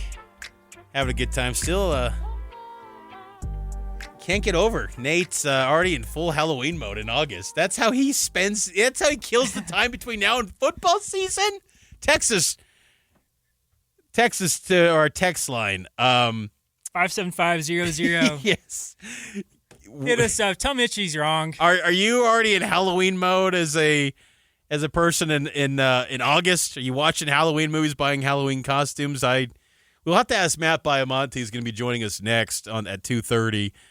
Good friend of the program on BYU Sports Network. He'll be joining us. We'll have to ask him if he's in full Halloween mode too. But I get a feeling that some of these former BYU players in the NFL, they're not in Halloween mode. They are in training camp mode as a bunch of BYU players going through training camp in the NFL right now. Yeah, there's a lot. And I was happy to see Tyler Algier get some first-team snaps at running back because he's a guy where I feel like he's been a little bit disrespected. Mm-hmm. Falcons, he has a great rookie year, and then the Falcons spend a top 10 pick on Bijan Robinson from Texas, and that kind of goes to the wayside. But there's other guys. Chris Brooks is still in the league. That's kind of surprising to me because he was another guy, even like a Tyson Williams kind of, where a little underutilized at BYU, I think. Blake Freeland, he's still with the Colts. Is there a player you're excited to watch this preseason? Chase Roberts. I'm curious to see what he does with the Raiders. Obviously, I love the Raiders, so I'm a little biased there, and I want to see Jada too. I think I'm also curious to see more of Kyrus Tonga with the Kansas City Chiefs, get a little bit of a glimpse of how they utilize him. He was pretty impactful for the Patriots last year. He probably had his best season in the National Football League last year in the Patriots' run to the Super Bowl. So I'm curious on that. I think Zach Wilson also, but I'm kind of worried there with Zach. Yeah. I think he might be in territory where he might get cut. Because if he can't beat out Spencer Rattler, do they need Zach Wilson with the Saints? I don't know on that one. I'm curious to see how his performances look with the Saints. But what about you? Who are some guys that kind of catch your attention? Yeah, two guys I'm really excited to watch. One is Jack Kelly because Jack Kelly's been making a name for himself in New York. I think New York Giants fans are starting to get really excited, but wait until they see like his neck roll. And I saw some pictures. He's got a visor now. So Jack Kelly, I'm really excited to watch. I'm also excited to see Jacob Robinson, and that's because last year, late in the summer, he broke his arm, and so he was out the entire year. So didn't really get a chance to see him do much for the 49ers, but I'm excited to see what he can do in the preseason because I feel like he's a player that he's maybe not one of the all-time greats at BYU, but he probably should be in that conversation when it comes to defensive backs because he was really, really good for BYU. So I'm excited to watch him and see what he can do in the preseason. You know, I was thinking about this too with former BYU players in the NFL right now. All but two of these guys that are in the NFL, Taysom right now is not in the NFL, and there's a chance he could join the Broncos potentially or maybe somewhere else. But out of all the guys that are in the league, and there's a good number of players from BYU right now, only two of them were guys that did not sign out of high school with Kalani Sitake. We're getting to that kind of territory where it's all guys that were Kalani Sitake recruits. The only two that did not sign when Kalani was the head coach, Fred Warner, that was when K-Pop was the DC, or not DC, but position coach, and Bronco was the head coach, and Zane Anderson. Everyone else was, Kalani-era recruits, which, again, starting to see more just Kalani's era showing up in the National Football League, and I think BYU could be producing a lot more NFL players in the years to come, but I always welcome the sign of the NFL preseason. After about 1 week, though, I'm done. Like I don't need NFL preseason week 3. No, let's just scratch the itch. Just give me that week 1, and then I can say farewell to you until the regular season. Let's take a break. Matt Baiamonte next year on Cougar Sports Saturday. It's Cougar Sports Saturday. Bear inside the 5. Bear into the end zone. It's a touchdown. Cougar Sports Saturday, a presentation of KSL Sports. Rob Wright the third just won it for BYU. BYU Sports Talk by Cougar fans for Cougar fans. Here are your hosts, Mitch Harper and Nate Slack, on your legacy home of the Cougars. KSL News Radio, 102.7 FM and 1160 AM. Welcome back into Cougar Sports Saturday. Man, football just keeps inching closer and closer. And I don't know about you, Mitch, but I go home and I try to analyze these videos from spring ball. And it's not always the easiest to pick out the numbers, but I do my best. Oh, yeah. Well, I'm overanalyzing any B-roll, any clips, any photos. What message are they trying to send with this clip?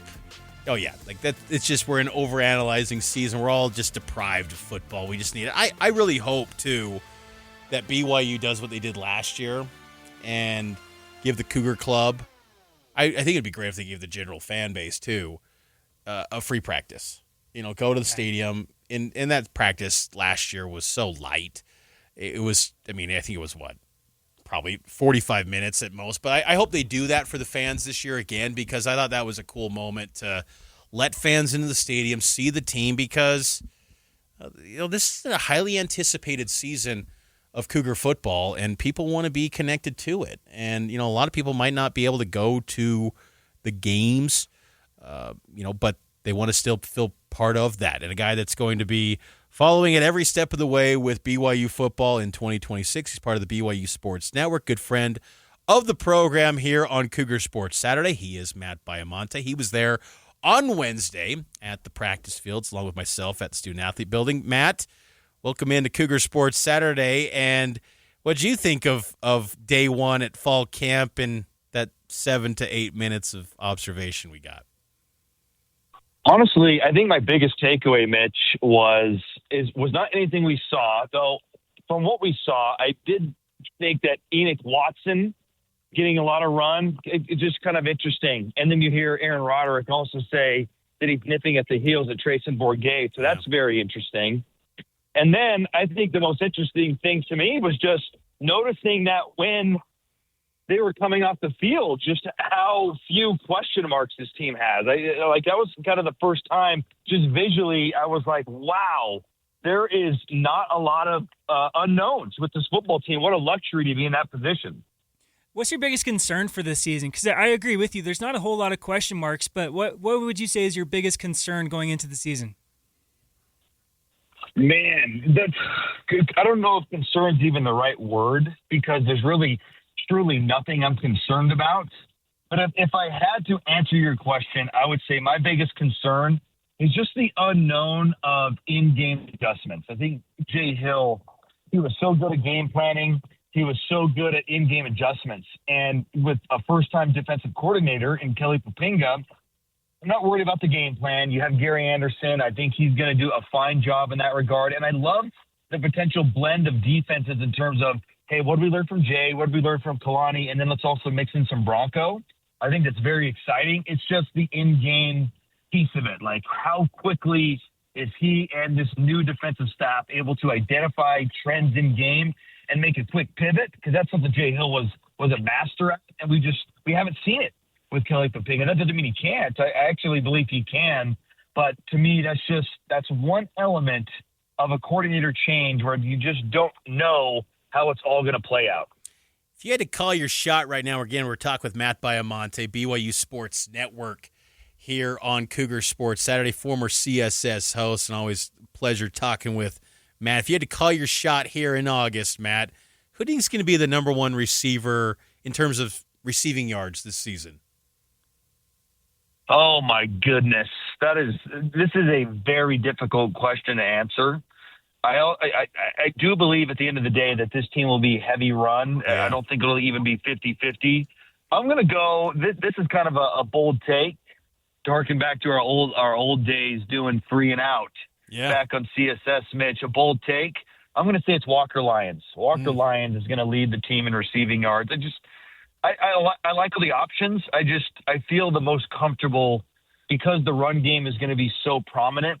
You're going to be play action off of that. Let's go 12 personnel, get Roger Saliapaga in there with Walker Lyons. I think Walker is a really good pass catching option. So is Roger. It could be either of them, but I'm going to stake my flag, a bold take flag on Walker Lyons. Yeah, Carson Ryan, 620 yards last year. He's now with the Cleveland Browns. I don't think it's unreasonable to think that Walker could be in that territory.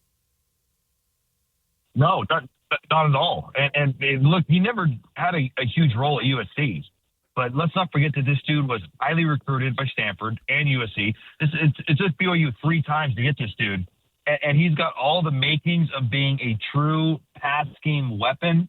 So I think whether it's Walker or Roger, I just don't see a wide receiver being as prevalent as what we saw last year with Chase and with Parker Kingston. Both of those dudes were on the field nearly every snap, and they got a lot of targets. And I think this year's wide receiver group, although there's talent, a lot of it's unproven. And I just feel like at the end of the day, what is going to be wide open and so successful, you hammer the run game and then you play action that baby. And a lot of times I just feel like a little rollout, some dumpster Walker Lyons into the flat. I think that'll be a bread and butter play. And, yeah, I'm going to go with the tight end for sure. So with the tight end situation, obviously Bear Bachmeier is going to be the one slinging the rock to him. We were talking about Bear earlier in the show just about how they want to run him less this year. What expectations do you have for Bear this year? With you just said that you expect BYU to be more of a run team this year, but what expectations do you have for Bear? In the run game specifically? Run or pass? I mean, pass, I think there's no reason that Bear can't be over 2,500 yards and be 3-to-1 touchdown to INT ratio. That's what I would expect. I think when you have another year in the offense and you have the reigning Big 12 Offensive Player of the Year, you're going to have a lights-out run game. And we can't forget, in the run game, Sione Moa is 100% back. And that's a guy who we've just kind of been waiting to break out since he had that phenomenal debut 2 years ago against Kansas State. So you got a two-headed attack at running back. You have a absolute stout offensive line. So I don't think he's going to be needed in the run game as much as he was last year. I felt like last year there was a lot of QB draws and quarterback powers, designed runs. I think this year you just take a lot of those out because Bear is going to take off at times, and that's to be expected. You call a pass, If it's there, great. If it's not, and depending on the situation, he takes off. I just don't see a need for more than 1 or 2 quarterback-designed runs a game because he's going to add another 5, 6, 7, 8 on pass plays. So I would expect that he scales that back tremendously, and you just lean on the running backs, you lean on the tight ends, and that's how this offense is going to go. I think it's just too easy. It's too simple. You start with LJ, you mix in Sione, a little bit of Bear in situations, and then build the play-action game off of that. And that, if you can stay healthy, which is always a question mark in football, but if this group can stay healthy, that should be able to carry you, in my opinion, to the Big 12 championship game. You caught up with Sione on the BYU Sports Network this week at practice. What maybe it was something that was new that you learned from your interaction with Sione that you kind of took as a little nugget that you store away maybe for the rest of the season? Yeah, that was a great conversation. I really wanted to hear from him. So that's on my Twitter feed. We can call it Twitter anymore, X feed, whatever the name is these days. But I thought that the most interesting nugget to me was how forthcoming he was with the injury and how he just barely started feeling like himself a few weeks ago. And so with that context, I just thought, wow, like incredible that he was able to even make it back to being available in the Big 12 championship game last December. Didn't really have an impact, saw very limited snaps, but that was a very serious injury. And for him to say, like, I finally have cleared that mental hurdle where I can go through a grueling workout and there's nothing in the back of my mind. There's no soreness the next day. Like, I'm truly back. I thought that was a really good nugget. And if I had to add one more thing, Mitch, yeah, he was just so complimentary of Bear and how much he has developed since last year. And he's not the only one who has mentioned that. I think we've heard that a number of times, but man, Bear looks so good. This is the time of year where we get to talk about, grown men's bodies, which is always a little weird in football. Right? They look good in shorts. Seeing Kato Luavi in those biker shorts, it's like, whoa, he's the CEO of the biker shorts, man. He looks good in them. 100%. So it's like, he's lost 15. He's leaned out. He's put on the muscle. He's beautiful. So, I mean, that's all obvious. But then to hear from Sione and others just, hey, now I can get to the line of scrimmage. I can make a check. I've got a little more autonomy. For him to come that far, and so he's only a sophomore. It's only his second full camp, and yet he's already been given the freedom and ability to kind of make those kind of checks at the line of scrimmage. That, to me, is a really notable deal for BYU's offense. I've got to put you on the spot, Matt. We've talked a lot about BYU's potential for this season. Do you want to give us a record prediction? How many games BYU wins this year? I'm going to go with 10-2. I think that they're going to have one loss out of conference and one loss in the conference. That'll be enough to get them to the Big 12 championship game. They can certainly win more than that because you look at the schedule, you could very easily talk yourselves into 11-1. And honestly, I know Notre Dame's coming to Provo, but you get them at home. Yeah. You will have had some momentum. That game to me is by no means a guaranteed loss. You can very easily paint a picture that BYU wins that game. And then you look at the conference slate. If they can get by a couple of mini hurdles early, I think for sure 10-2, 11-1. Arizona will be a little tricky. And I think TCU is a game that maybe some people are sleeping on where you go on the road. What's TCU going to be like? You look at that record last year, it was okay. But then when you consider that TCU team was not that far off from being a double-digit win team, that's a tricky game as well. But anything less than 10 would really be surprising. I think there's a lot that breaks their way to where they can have another double-digit win season. And then as long as you keep your Big 12 losses to 2 or less, if you get 2 in the Big 12 play, you can still get in, I think. At 1, I think you're a shoe-in to the championship game. 3 and below, that's probably not going to be enough to get you to Dallas. But this team is talented enough. I'd be curious, Nate and Mitch, how you guys feel about this, but I kind of expect them to get there. I don't know if that's too lofty of an expectation, but they have so much returning talent. They have so much favorability in the schedule. I feel like they have to get to the Big 12 championship game if they can stay healthy. Yeah, I'm with you. I think this team should be a preseason top 10 team. I think this is a loaded team.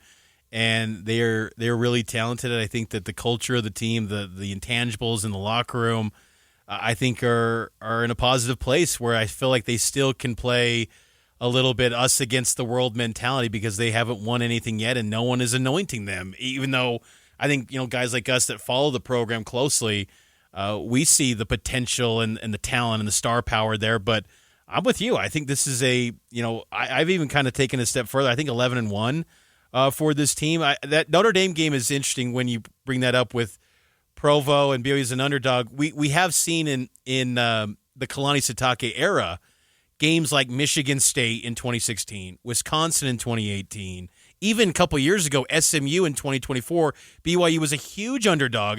They seem to always pull off a game or two where they are a big underdog. Boise State in 2019, and they pull it off. And that's probably the only one where they are a huge underdog, and BYU is always good in those spots under Kalani.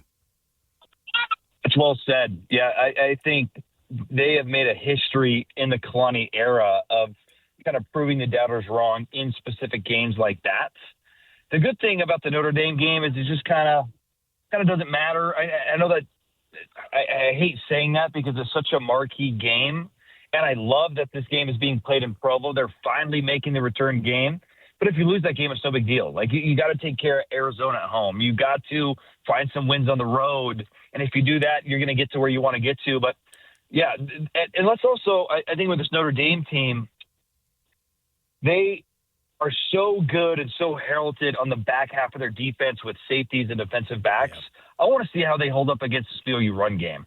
I feel like this BYU run game is going to be absolutely elite. LJ, Sione, and then we just have not given enough love to the offensive line. Like, Bruce Mitchell's been a stud. Kyle Safarchuk has really come on as an interior offensive lineman. Andrew Gentry, he's not coming off a devastating injury. He was healthy all last year and then got to kind of practice, and rehab's probably not the right word because he wasn't coming off an injury, but just to stay healthy a whole offseason. Like, I expect big things from Andrew Gentry. Was a highly recruited guy, so yeah, that game to me, I think at home, it's going to be, that's a very difficult environment. Off the top of my head, I'm trying to think what a Notre Dame team in the last couple of years.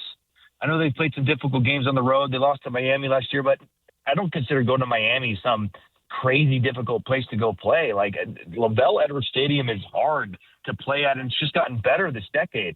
So that to me, Mitch, to your point, is very within the prediction element that you could win that game.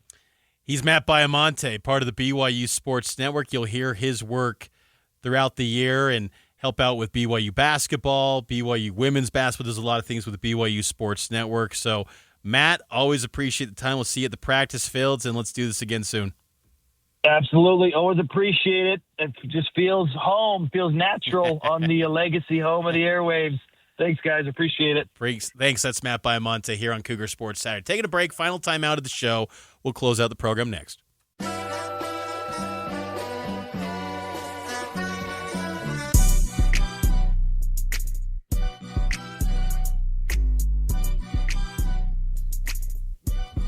Final segment of the program. This is Cougar Sports Saturday. Nate Slack and Mitch Harper here with you. It's been a good show. If you've missed any part of it, make sure to download the podcast, Cougar Sports Saturday, anywhere you find podcasts. Also on YouTube. Check out the show. Mitch, football. I cannot wait. It's tough because my wife is really patient when it comes to going to games and practices and talking about football basically nonstop. But there's also a point where I'm like, I can't focus on anything but it. I want to sit down and I want to play the College Football 27 video game, and when I'm done with that, I'm going to pull up snaps to tackle, and it's something I can't ever shake. It really is, and football season, it's just the ultimate anticipation sport because those 12 guaranteed games are just. Think about how much we talk about this schedule. It dropped in January 21st. I look back at that. January 21st, it dropped. We're now at August 8th, almost 7 months, just analyzing those 12 games and what those games mean. And you think about the stakes, the financials that go into these games. I mean, there is just high pressure. And with how much college football is invested into these teams now, man, there is so much that goes into it. But when you get those wins for fans, it is just such a great moment. And I think for BYU fans too, I think this season is so interesting because, again, you can't be understated just the path to get to this spot. BYU hasn't arrived yet. They still have a lot more to accomplish, but to go into a season where you feel like you go do this and do that and win this conference, you are having a chance to play for a national championship. Never in the history of BYU football have they had that opportunity. 84 was by a vote. It was out of their control. They ran the table, but ultimately it was January 1, weeks after the 84 Holiday Bowl, they find out, courtesy of Shirley Johnson in the football office, hey, we won the national title. We're number one. That's how they found out back then. Now they control their destiny. You take care of business. You go win the Big 12. You are in the playoff with a chance to go play for a national title. That, to me, just ramps up the stakes, the excitement for the season. And look, it could go south and maybe it ends up 8-4. Maybe it does. Maybe there's injuries and it doesn't play out. But just that is so exciting what Cougar football has evolved into, where it used to be fans are getting hyped, even if it's just Colorado State. And now it's like that's an afterthought game, even though it'll be important. Don't get me wrong. But like that used to be a big game back in the day. Now it's just the stakes have just heightened, and it just makes it so much fun. Well, you got players talking about national championship too, and that feels like that's never happened at BYU. And look, I'm here for it. Like when people say, "Oh, don't say that," no, if you're not chasing the highest level, what are you doing this for? Like, let's go chase the big thing. Let's go get it all. And I like that. Someone's got to believe, because it sure as heck isn't the outside national media. They're not believing in you. Yeah, no, absolutely. BYU's in a fantastic spot. I cannot wait for the season. 28 days away from BYU taking on Utah Tech. We'll be sure to make you to keep you guys covered on everything happening in the BYU football program going forward, and it's going to be a fun ride this season, Mitch. That it will. 4 weeks from today, BYU football kicks off 6 o'clock against Utah Tech inside Lavelle Edwards Stadium. Next week will be fall camp practice week number 2. Also, the Cougar kickoff taking place next week as well. So, a lot of coverage as always from BYU football camp. Talk to you next week. Meet Keith, loving dad, board game champ, bus driving pro. I drive 65,000 miles in my bus each year. If people knew what I know, lives could be saved. Like how there are some things I simply can't see. On my route the other day, a car tried to sneak past me and ends up right in my blind spot. I turned slowly, so accident avoided. But no car should be in the blind spot for a 40,000-pound bus. It's our roads. It's our safety. Visit www.sharetheroadsafely.gov.